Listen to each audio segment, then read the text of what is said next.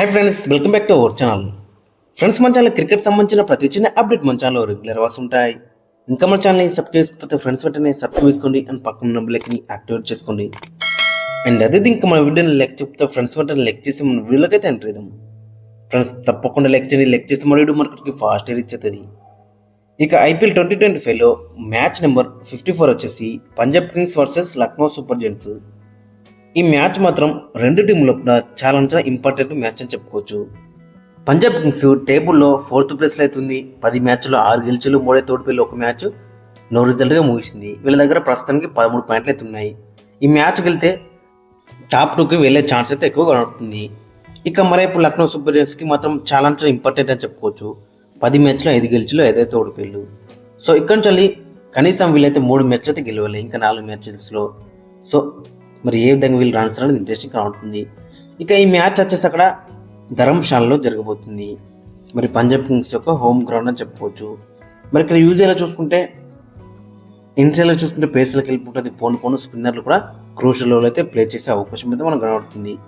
ఇక్కడ ఒకసారి మనం చూసుకుంటే మొత్తం ఐపీఎల్లో 13 మ్యాచ్లు అయితే జరిగినాయి.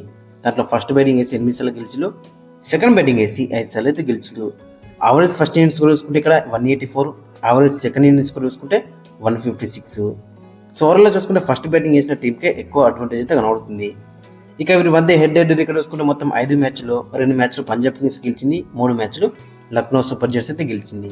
అండ్ ఈ సీజన్లో వీరిద్దరి మధ్య జరిగిన మ్యాచ్లో పంజాబ్ కింగ్స్ అయితే గెలిచింది. ఇక టీం విషయానికి వస్తే ఫస్ట్ మనం పంజాబ్ కింగ్స్ టీం విషయానికి వస్తే పంజాబ్ కింగ్స్ లాస్ట్ మ్యాచ్ మనం చూసినాక ఇంత డామినేషన్లో ఈ సీజన్లో మొత్తం చూసుకుంటే జస్ట్ 3 మ్యాచ్లు మాత్రం ఓడిపోయారు వీళ్ళు 6 మ్యాచ్లో. చాలా కన్సిస్టెంట్గా మంచిగా రాణించాలని చెప్పుకోవచ్చు. బ్యాటింగ్తో మ్యాచెస్ గెలిచిళ్ళు, బౌలింగ్ పర్ఫార్మెన్స్తో కూడా మ్యాచెస్ అయితే గెలిచిళ్ళు. బ్యాటింగ్లో చూసుకుంటే వీళ్ళిద్దరు యంగ్ ఓపెనర్స్ అక్కడ ప్రభు సిమ్రన్ సింగ్ అండ్ ప్రియాంశు ఆర్య చాలా బెటర్ రాణిస్తున్నారు. ప్రతి మ్యాచ్లో కూడా మంచి పార్ట్నర్షిప్ అయితే తీసుకొస్తున్నారు మంచి స్ట్రైక్ రేట్తో. లాస్ట్ మ్యాచ్ మనం చూసినాగా మరి ఏ విధంగా వీళ్ళు రాణించలో వీళ్ళ ఓపెనర్స్ ప్రభు సిమ్రన్ సింగ్ 54 కొట్టిండు, ప్రియాంశు ఆర్య 23 అయితే కొట్టిండు. ఇద్దరు కూడా స్ట్రైక్ రేట్ అక్కడ చూసుకుంటే 150 అయితే ఉందని చెప్పుకోవచ్చు. ఇదే ప్లస్ పాయింట్ అని చెప్పుకోవచ్చు. పంజాబ్ కింగ్స్కు మంచి స్ట్రైక్ రేట్తో మంచి పార్ట్నర్షిప్ అయితే తీసుకొస్తున్నారు. ఇక తర్వాత నెంబర్ 3లో శ్రేయస్ అయ్యర్ 72 కొట్టిండు లాస్ట్ మ్యాచ్లో 41 బాల్స్లో 5 4s, 4 6s, 175 స్ట్రైక్ రేట్తో. ఈ మ్యాచ్లో కూడా అదే ఫామ్ను కంటిన్యూ చేయాలని ఇతను కూడా చూస్తాడు. ఇక తర్వాత వీళ్ళకి బ్యాటింగ్లో చూసుకుంటే శశాంక్ సింగ్ ఉన్నాడు. శశాంక్ సింగ్ కూడా 23 అయితే కొట్టిండు 12 బాల్స్లో 1 4, 2 6s. నెహల్ వాదేర్ ఉన్నాడు. నెహల్ వాదేర్ దగ్గర నుంచి కూడా ఈ సీజన్లో మంచి నాక్స్ అయితే వచ్చినాయని చెప్పుకోవచ్చు. లక్నో సూపర్ జెయింట్స్కి ఎగనెస్ట్గా కూడా మంచి నాక్ అయితే వచ్చిందని చెప్పుకోవచ్చు. ఈ సీజన్లో జరిగిన మ్యాచ్లో జోస్ ఇంగ్లీష్ ఉన్నాడు. ఇంకా తర్వాత మార్కో హ్యాండ్సన్. సో చాలా డీప్ బ్యాటింగ్ లైనప్ అయితే కనబడుతుంది. ఇంకా బౌలింగ్లో కూడా డెడ్లీగా కనబడుతున్నారు. మార్కో హ్యాండ్సన్, హర్షదీప్ సింగ్ చాలా బెటర్ పర్ఫార్మెన్స్ అయితే కనబడుతుంది వీళ్ళిద్దరి దగ్గర నుంచి. లాస్ట్ మ్యాచ్లో కూడా హర్షదీప్ సింగ్ 2 వికెట్లు తీసుకున్నాడు అండ్ మార్కో హ్యాండ్సన్ కూడా 2 వికెట్లే తీసుకున్నాడు. ఇక స్పిన్ డిపార్ట్మెంట్లో చూసుకుంటే హర్ప్రీత్ బార్ చాలా బెటర్ రాణిస్తున్నాడు.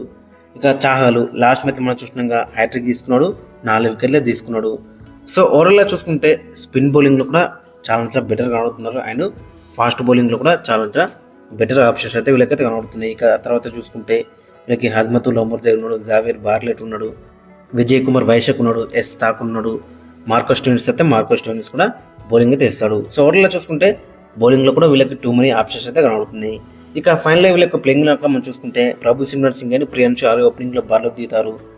ఇక నెంబర్ 3లో శ్రేయస్ అయ్యర్, నెంబర్ 4లో నెహల్ వదేరా, నెంబర్ 5లో జోస్ ఇంగ్లీష్, నెంబర్ 6లో మార్కో స్టోయినిస్ ఈ మ్యాచ్ ఆడే ఛాన్స్ అయితే ఎక్కువ కనబడుతుంది.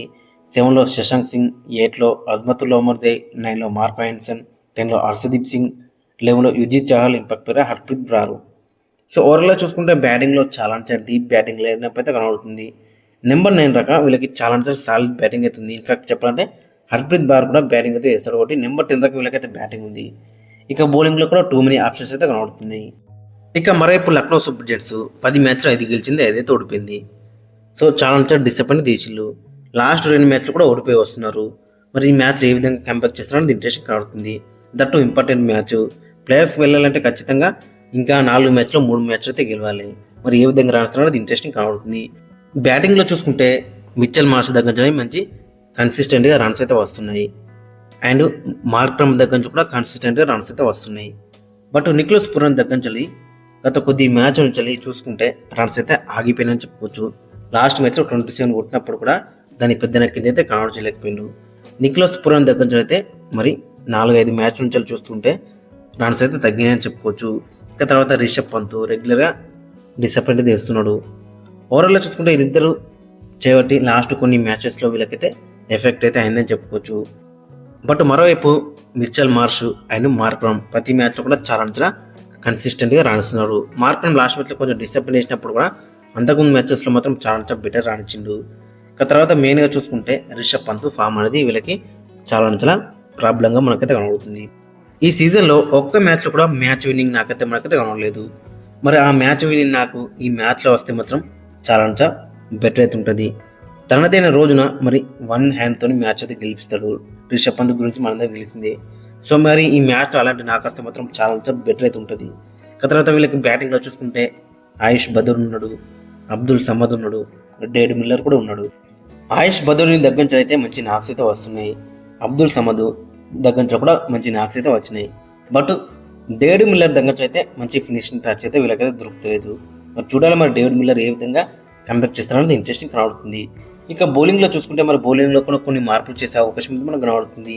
లాస్ట్ మ్యాచ్ మనం చూసినాం 2 మినిట్ రన్స్ అయితే ఇచ్చేలా చెప్పుకోవచ్చు. అక్కడ మరి ప్రిన్స్ యాదవ్ ప్లేస్లో ఖచ్చితంగా షర్దుల్ దాకా తీసుకొచ్చే ఛాన్స్ అయితే ఎక్కువ కనబడుతుంది. ఆవేష్ ఖాన్ లాస్ట్ మ్యాచ్లో 2 వికెట్లు తీసుకున్నాడు. ఇక తర్వాత అక్కడ మెయిన్గా చూసుకుంటే మయాంక్ యాదవ్ కూడా 2 వికెట్లే తీసుకున్నాడు. బట్ గత సీజన్లో ఉన్నంత ఎఫెక్టివ్ అయితే మనకైతే కనబడట్లేడు. అండ్ పేస్తోని ట్రబుల్ చేసినట్టయితే మనకైతే కనబడట్లేడు. పేస్ కూడా మరి ఏ విధంగా ఇంక్రీజ్ చేసుకుంటారు అనేది చాలా ఇంట్రెస్టింగ్ కనబడుతుంది. ఇక స్పిన్ డిపార్ట్మెంట్లో అక్కడ మనం చూసుకుంటే రవి బిష్ణోయ్ 1 వికెట్ తీసుకున్నాడు, దివ్గేష్ రాతి 1 వికెట్ తీసుకున్నాడు. బట్ 2 many రన్స్ అయితే లీకేజ్ అని చెప్పుకోవచ్చు. దివ్గేష్ రాతి మరి ఈ సీజన్లో చూసుకుంటే ఫస్ట్ ఇనిషియల్గా మాత్రం చాలా బెటర్ రాణించిండు. బట్ తర్వాత చూసుకుంటే వికెట్లు ఇస్తలేడు అండ్ 2 many రన్స్ అయితే ఇస్తున్నాడు. మరి చూడాలి మరి అతను ఏ విధంగా కంబ్యాక్ చేస్తారనేది ఇంట్రెస్టింగ్ కనబడుతుంది. మరోవైపు రవి బిష్ణోయ్ కూడా చాలా రన్స్ అయితే లీక్ ఇస్తున్నాడు. ఓవరాల్గా చూసుకుంటే బౌలింగ్ డిపార్ట్మెంట్లో కూడా వీళ్ళకి ప్రాబ్లమ్స్ అయితే కనబడుతుంది. ఇక ఫైనల్లీ వీళ్ళకి ప్లేయింగ్ లైనప్పుడు మనం చూసుకుంటే Mitchell Marsh and Adam Markram ఓపెనింగ్లో బరిలోకి దిగుతారు. ఇక number 3 Nicholas Pooran, number 4 Rishabh Pant, number 5 David Miller, number 6 Ayush Badoni, number 7 Abdul Samad, number 8 Shardul Thakur, number 9 Ravi Bishnoi, number 10 Avesh Khan, number 11 Mayank Yadav, impact ప్లేయర్గా దివ్గేష్ రాతి. ఓవరాల్గా చూసుకుంటే చాలా బెటర్గా కనబడుతున్నాను. బట్ బ్యాటింగ్లో చూసుకుంటే మెయిన్గా రిషబ్ పంత్ దగ్గర నుంచి అయితే రన్స్ అయితే రావాల్సి ఉంది. అండ్ నికోలస్ పురాన్ ఎప్పుడైతే మంచి రాణించిందో అప్పుడు ఎల్ఎస్జీ అయితే మ్యాచెస్ అయితే గెలిచింది. మరి చూడాలి మరి నికోలస్ పురాన్ దగ్గర నుంచి ఎలాంటి నాకు వస్తాయనేది ఇంట్రెస్టింగ్ కనబడుతుంది. అండ్ బౌలింగ్లో కూడా కొన్ని ప్రాబ్లమ్స్ అయితే కనబడతాయి లాస్ట్ మ్యాచ్లో. మరి ఏ విధంగా కంబ్యాక్ చేస్తారనేది ఇంట్రెస్టింగ్ కనబడుతుంది. ఇక మరోవైపు పంజాబ్ కింగ్స్ మాత్రం చాలా సాలిడ్గా కనబడుతుంది అన్ని డిపార్ట్మెంట్లలో కూడా. ఫ్రెండ్స్ మరి మీ యొక్క ఒపీనియన్ అయితే కింద కామెంట్స్ అయితే మెన్షన్ చేయండి. ఏ టీం గెలుస్తుంది అండ్ మీ యొక్క ప్లేయింగ్ లైన్ కూడా కింద కామెంట్స్ అయితే మెన్షన్ చేయండి.